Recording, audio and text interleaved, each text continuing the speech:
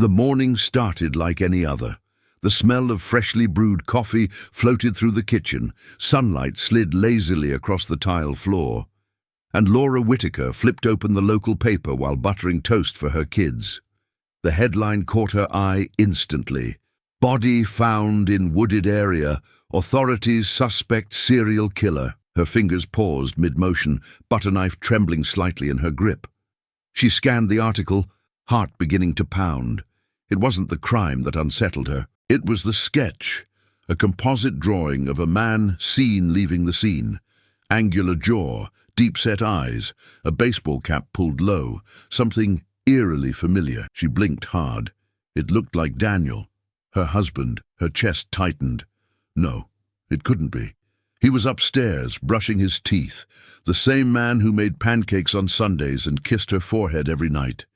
But as she looked closer, the resemblance became impossible to ignore, the shape of the nose, the line of the mouth. She dropped the knife. It clattered on the floor. What if the man she'd been sleeping next to for over a decade wasn't the man she thought he was?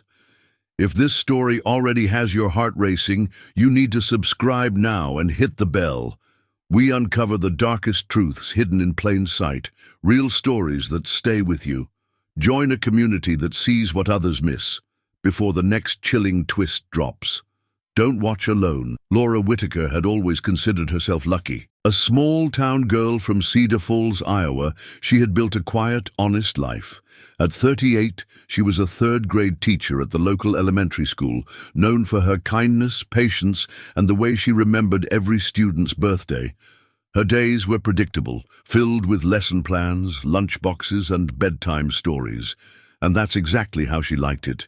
She met Daniel Whitaker at a charity fundraiser 12 years ago. He was calm, intelligent, and had this quiet strength about him that made her feel safe, protected. Within a year, they were married. Everyone said they were the perfect match, the devoted teacher and the diligent accountant. They moved into a modest, cozy home on Maple Street, where flower boxes hung under the windows and neighbors exchanged casseroles on holidays. Laura loved being a mother. Her son Noah, now 12, was curious and full of energy, while Grace, their 7-year-old daughter, was shy and gentle. They had a golden retriever named Max and a yard with a tire swing.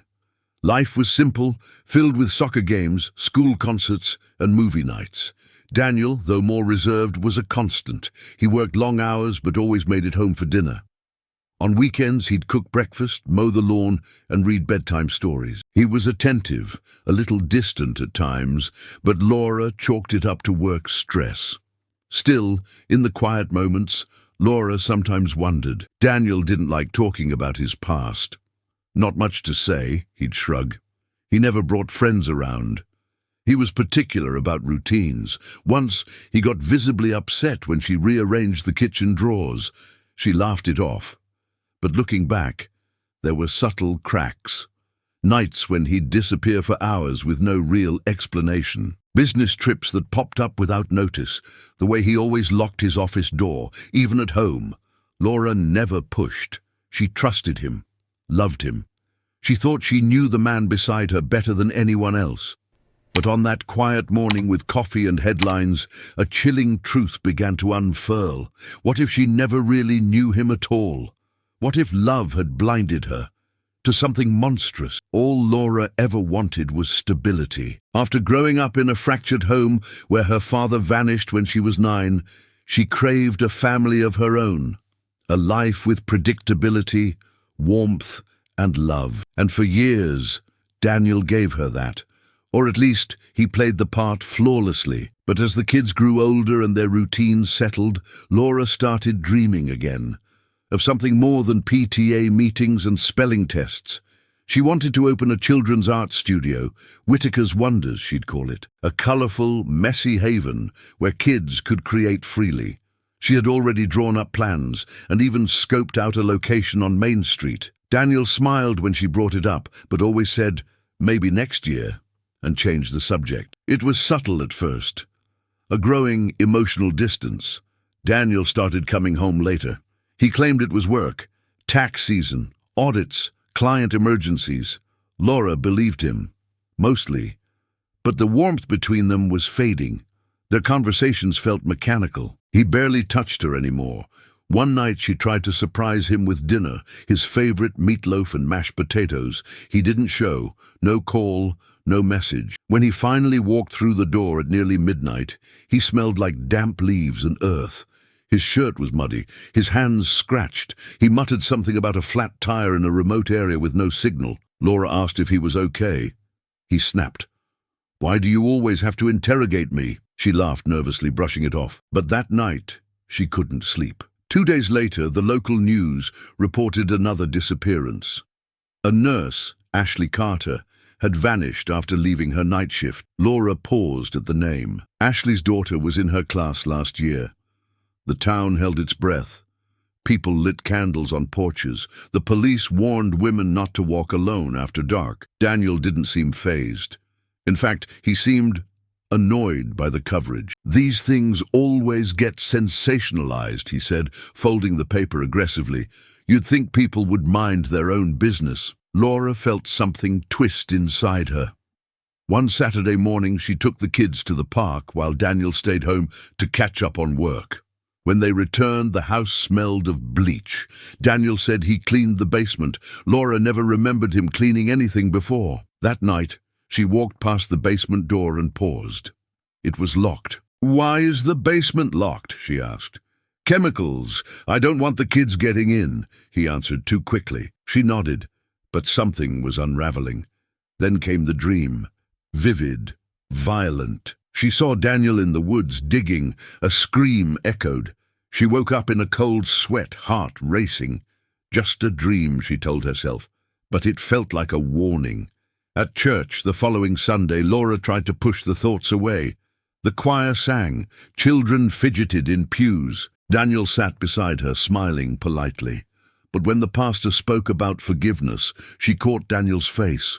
Cold, blank, as if he was somewhere else entirely. Tracy Monroe, Laura's best friend since college, noticed the shift too. "You okay?" she asked one afternoon over coffee. Laura hesitated, then whispered, "Do you think Daniel's been different lately?" Tracy tilted her head. "He's always been a bit intense." But different how? Laura didn't know what to say. How do you explain a feeling? A mounting dread that presses against your ribs, whispering that something is very, very wrong. Then came the final straw. Laura borrowed Daniel's car when hers wouldn't start. She found a hair tie, long black hair on the passenger seat. Not hers, not Grace's. She turned it over in her fingers, feeling her stomach tighten. In the glove compartment, a receipt from a gas station over 200 miles away. Daniel had told her he was at the office all that day. She didn't confront him. Not yet. Instead, she placed the hair tie in a small jewelry box in her closet. A quiet, private rebellion. A need to see if she was imagining things, or if her world was starting to crack. The next week, the police released more information about the missing nurse. She was last seen at a gas station. A witness described a man in a dark SUV. When the reporter mentioned the make and model, Laura's blood went cold. It was the same as Daniel's. Still, she said nothing. Because what if she was wrong? But more importantly, what if she was right? And if she was, how much danger was she really in? It was a Tuesday morning when everything changed. Laura was getting Grace ready for school, brushing her daughter's hair while humming a lullaby. Daniel had left early, claiming he had a breakfast meeting out of town. She barely acknowledged him when he kissed her cheek goodbye. The distrust between them had grown into a silent chasm. As Grace skipped to the bus, Laura walked back into the kitchen and froze. Daniel's phone was on the counter. He never forgot his phone. It vibrated. A message preview appeared. "You didn't clean it properly. They found something." Laura's blood turned to ice. She grabbed the phone, unlocked it using the fingerprint while her hands trembled. The message was from an unsaved number, followed by another. "Get rid of the rest. Tonight." She backed away from the counter, heart pounding in her ears. Her breathing turned shallow. This wasn't just paranoia anymore. She needed answers. Without thinking, she grabbed her coat, keys, and the spare key to Daniel's office, the one at the industrial park he rarely spoke of. He told her it was a private client space. Nothing important. She'd never been there. Until now. The building was grey and lifeless, tucked behind a strip of auto repair shops. Laura parked a block away. Her fingers shook as she unlocked the back entrance. Inside, the air was stale, thick with the scent of bleach and something metallic. The first room looked normal. Desks, files, printer, but the door at the back, the one marked private, was padlocked. She opened a drawer, found a key labeled storage, and tried it. The door clicked open. What she saw made her stumble back in horror. The room was lined with shelves. On them, boxes labeled with women's names. Inside, photos, locks of hair, bracelets, stained clothing. Laura covered her mouth to suppress the scream. Then she saw the wall, a massive corkboard with maps, strings connecting photos, handwritten notes. It looked like something from a crime show, but this wasn't TV. It was real, and in the center of it all, Daniel's face, smiling in a photo from their wedding day. Her legs gave out. She slid to the floor, then she heard a sound behind her. A footstep. She turned, but no one was there. Just the creak of the building settling. Laura ran. Back in her car, she stared at the boxes through the windshield. Her mind was spiraling. She needed help. The police? But what if they didn't believe her? What if he found out? She drove straight to Tracy's apartment. Her friend opened the door and took one look at Laura's face before pulling her inside. "He's a monster, Tracy. I think he's killed people. Women. A lot of them." Laura showed her the photo she took on Daniel's phone before she ran. Tracy's hands trembled as she scrolled. "You need to go to the cops. Right now." But before they could leave, the news broke. Another body. This time, not a stranger. Ashley Carter. Found in a shallow grave behind an abandoned cabin 20 miles from town. Her body had been wrapped in plastic. The report mentioned organized placement, precision cuts, no signs of sexual assault, indicative of a methodical offender. Laura couldn't breathe. She taught Ashley's daughter. She'd waved to Ashley in the pickup line at school. And now she was gone. Tracy called the police anonymously, directing them to the industrial park. But Laura refused to give her name. Not yet. That night, Daniel came home as if nothing had happened. He kissed Grace's head, asked Noah about school, and handed Laura a bottle of wine. "For us," he said, "we haven't had a night alone in forever." She stared at him, nausea crawling up her throat. He was so normal, so calm. Was that how he hid it? When the kids went to bed, Daniel sat beside her on the couch, poured 2 glasses. She held hers, but didn't drink. "I've been thinking," he said, swirling the wine. "We should go away, just you and me. A weekend off the grid." Laura forced a smile. "That sounds nice." Her phone buzzed. She glanced at it under the table. A message from Tracy. "Police are at the building. You need to stall him." Her pulse raced. She nodded at Daniel, gripping her glass tightly. "Let me just go check on the kids." He stood quickly. "I already did. They're asleep." His eyes didn't blink. Laura stood anyway, her heart pounding like a war drum. She moved slowly, pretending calm, her brain screaming at her to run. Then the knock came. 3 loud pounds on the door. Daniel's expression changed instantly. His eyes narrowed. He stood still, calculating. Laura froze. Another knock. "Police, open the door!" Daniel turned toward her, something dark flashing in his eyes. "What did you do?" he whispered. Before she could answer, he bolted, through the back door, into the woods behind the house. The officers burst in seconds later, sweeping the house, yelling commands. Laura collapsed on the floor, crying, shaking, kids screaming in the background. The home they'd built, the lies it was built on, crumbled in one night. But Daniel was gone, and no one had any idea where he went. The next few days blurred into chaos. Laura and the children were relocated under police protection.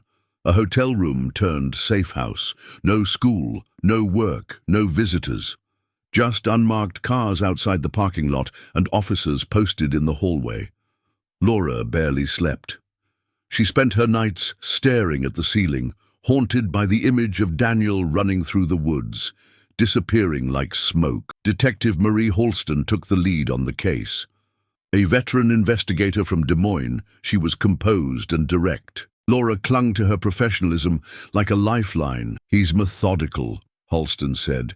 "We found evidence in that office you discovered, photos, personal items, maps of victims' last known locations, but so far, no prints, no DNA. He was careful. They believed Daniel was responsible for at least 6 murders, possibly more. Each victim had been missing for months before being discovered in remote burial sites. All women, all dark-haired, all between the ages of 25 and 35. But the deeper the investigation went, the stranger it became. For one, Daniel's past was murky. His college records checked out, but there were no social media profiles, no childhood photos, no known relatives. His driver's license was real, but barely used. Most people remembered him as quiet, polite, distant, no close friends, no ex-girlfriends, no connections. "Like he built a life out of air," Halston muttered. They followed what few leads they had. One witness swore they saw Daniel boarding a bus headed west. Another insisted he was hiding in a barn near the state border. A trucker claimed to have picked him up on Route 75. Every time, the team scrambled, only to come up empty. Meanwhile, the media devoured the story. The killer next door. Accountant by day, murderer by night. Wife claims she never knew. The worst were the online comments. She had to know. "There's no way she lived with him and didn't suspect. No, check her fingerprints too." Laura tried to tune it out. But late at night, she found herself scrolling through forums, reading theories about her life. Some painted her as a victim. Others accused her of being an accomplice. Even her children weren't spared. Noah asked, "Did Dad kill people?" Laura nodded, eyes full of tears. "Yes, sweetie, but it wasn't your fault. And it's not who you are." Grace cried every night, asking if Daddy would come back. Laura didn't know what to say anymore. Then an unexpected twist. Detectives discovered a hidden compartment under the floorboards of Daniel's office. Inside was a flash drive. It contained files, spreadsheets, journals, voice notes, all encrypted. It took digital forensics 3 days to crack. What they found changed everything. The entries were dated and meticulous. Daniel had documented every interaction with his victims, sometimes months in advance. He followed them, observed their routines, wrote about their flaws. But there was one entry that didn't fit. Subject number 7, LW, Laura Whitaker. There were photos, candid shots taken from inside the house. Laura in the kitchen, Laura asleep, Laura bathing the kids. And a note. "If she ever finds out, contingency plan B." Halston's face was stone when she showed Laura. "He planned for this," she said. "He was watching you long before this week." Laura felt her knees go weak. He'd been documenting her, like the others.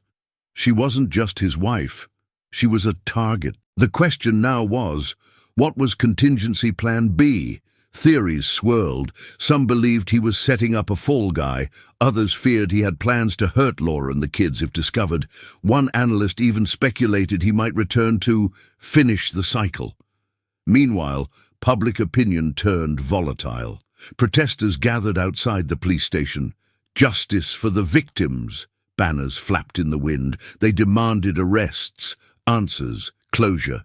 But closure was elusive. A man matching Daniel's description was spotted robbing a gas station 3 towns over.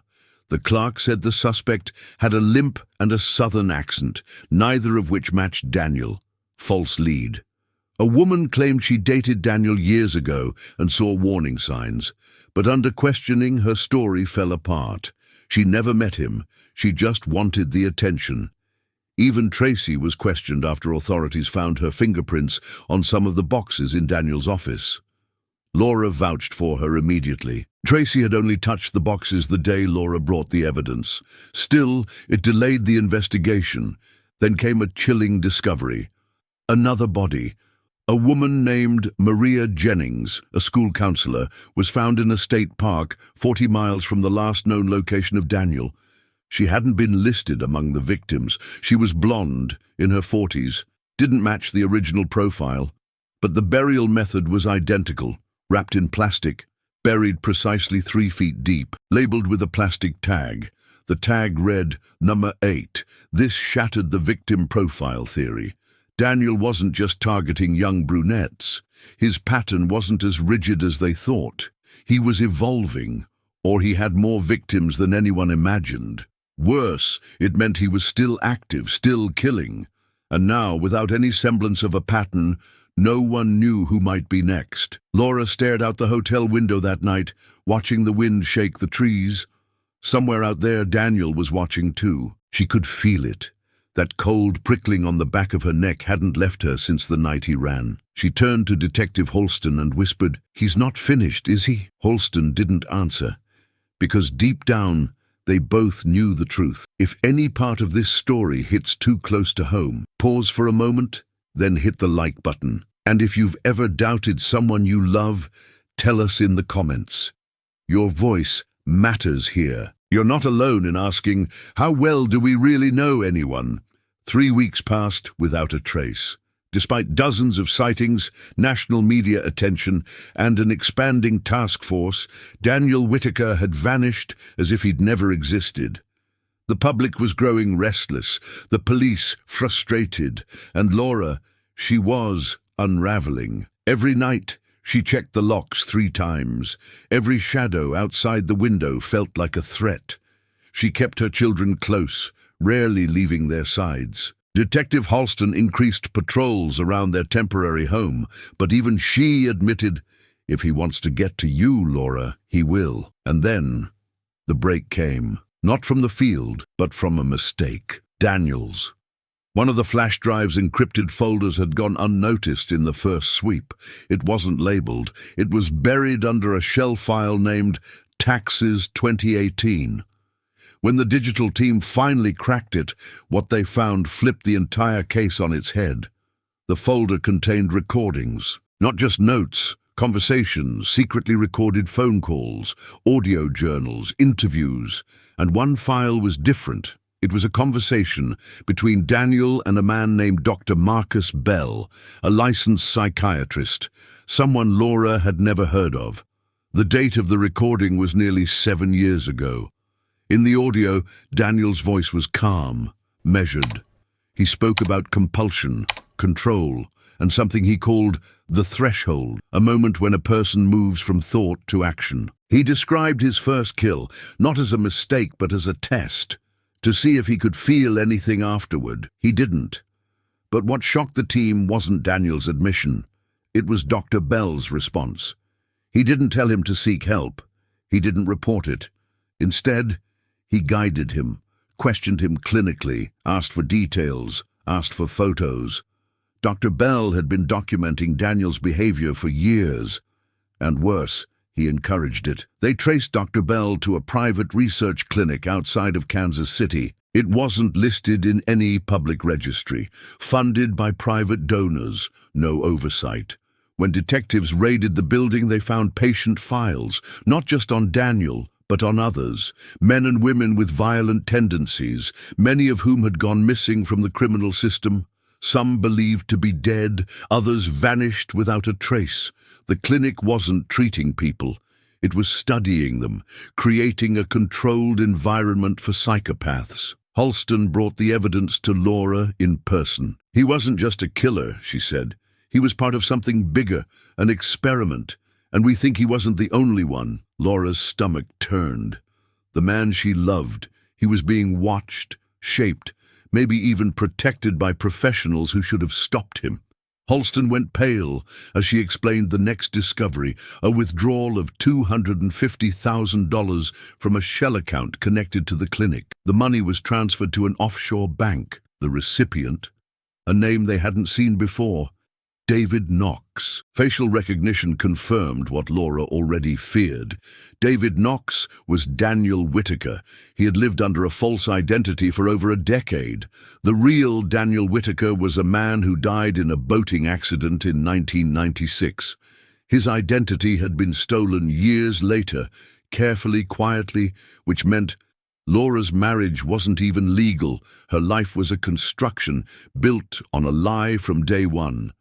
The shock rippled through the department, through the media, through Laura's soul. Everything, her home, her children, her love, was rooted in something fictional. He hadn't just deceived her emotionally, he'd rewritten history, crafted a persona so flawless that even their wedding, their children's birth certificates, their mortgage, were all tethered to a man who no longer existed. The press exploded. The man with no past. Real name revealed. Who is David Knox? Wife married to a ghost. But the most chilling detail came from an audio file titled simply, Final Entry. In it, Daniel David speaks to Dr. Bell one last time. She knows, he says calmly. She found the boxes. Dr. Bell responds with measured concern. Then you know what has to happen. Daniel pauses. I can't. I thought I could. But she's different. Another pause. Then a whisper. She's the only one I've ever loved. Dr. Bell replies, Love is irrelevant. Thresholds must be maintained. The moment you hesitate, you become vulnerable. Then the line cuts. Laura listened to that recording 10 times. Each time she hoped to hear something else, a sign of remorse, a plea for forgiveness. But there was nothing. Just a man being told to erase her like he had erased so many others. And hesitating. It didn't make her feel safer, it made her feel marked, because now Daniel, David, wasn't just running, he was conflicted, torn between instinct and something dangerously close to obsession. And people like that, they don't disappear forever. They come back, especially when the experiment isn't over. Laura never returned to the house on Maple Street. After the truth came out about the fake identity, the psychiatrist, the clinic, it no longer felt like a home.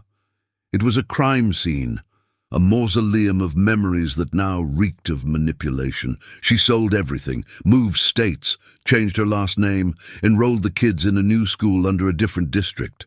Only Tracy knew where they were. Daniel, David, was never found. The FBI, US, Marshals, even Interpol added his name to their watch lists. His photo appeared on airport monitors and post office walls, but no new evidence surfaced, no sightings, no confirmed movements. He had simply vanished, like a shadow retreating into the night. Still, Laura never felt truly free. Every knock at the door made her jump. Every unknown number that called gave her pause. She avoided crowds, flinched at flashes of dark hair in a crowd. She took self-defense classes, installed cameras, and kept a panic button near her bed. Noah became quieter, more watchful. Grace still cried at night sometimes, asking if Daddy was coming back. Laura stopped trying to answer, because the truth was, she didn't know. Therapists told her she wasn't to blame, that some predators are just that good. That love, real, blind love, can cloud judgment in the most devastating ways.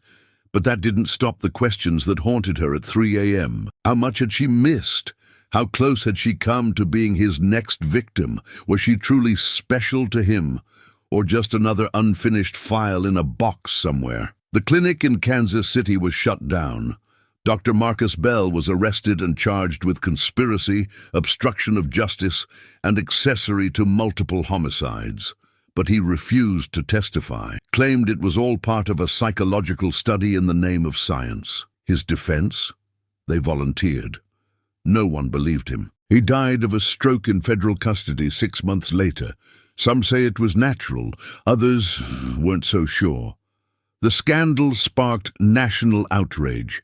Investigations were launched, conspiracies ran rampant, claims of secret behavioral trials, missing people hidden in plain sight, even government involvement, but nothing was ever proven. Laura watched it all from a distance, holding her children close, never giving interviews, never writing a book. She didn't want fame, she just wanted peace. But peace doesn't come easily when you've lived beside evil.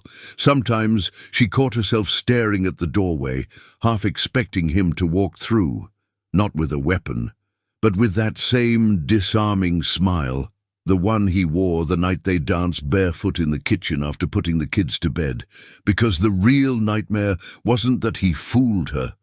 It was that for so long, he made her feel safe, That betrayal cut deeper than any knife. And if there's one thing Laura learned through it all, it's this. Monsters don't always hide in the dark. Sometimes they hold your hand, say, "I love you." Tuck your kids into bed. Sometimes they build lives, not to blend in, but to anchor themselves to something real, something they'll eventually destroy. And the scariest part? Sometimes they don't leave scars you can see. They leave you doubting everything you were. What would you do if the person you trusted most, shared a bed with, raised a family with, turned out to be a killer? Would you see the signs? Would you believe your instincts, or would love blind you to the danger staring you in the face? Laura Whitaker's story isn't just about betrayal, it's a warning, a reminder that sometimes the scariest monsters wear the most convincing masks. They don't just deceive others, they build entire lives on lies, pulling in everyone around them like gravity. Now we want to hear from you. Do you think Laura should have seen it sooner? Was Daniel's double life a sign of something darker within society itself? And what about the so-called clinic? How many more experiments are out there, hiding in plain sight? Leave your theory in the comments below. If this story shook you, share it with someone you care about. Help others see how easily darkness can hide behind a smile. And don't forget to subscribe to the channel and turn on notifications. We bring you true stories that don't just inform, they stay with you, because sometimes the truth is far more terrifying than fiction.